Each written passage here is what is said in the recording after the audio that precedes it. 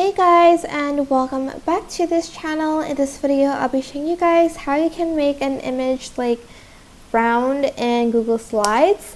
So it is super simple. You're just going to insert your image in Google Slides like so, and then as you can see there's a crop image, but we're not going to choose this. We're going to actually choose this arrow pointing down, mask image, go to shapes and select the circle 1. As you can see, it's not very like circle, more like an oval. So I'm just going to crop it into a square first. Oops.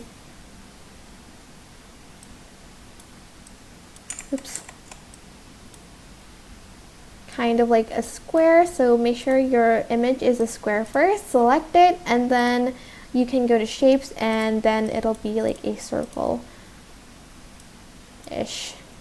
You can also mask it into different shapes too, like this heart if you want, and like cloud,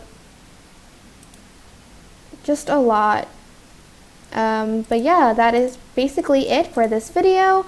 I hope it was helpful for you guys. Don't forget to like, comment, share, and also subscribe to this channel if you haven't done that already. If you have any questions, just leave it in the comment section down below, and I will try my best to answer them all for you.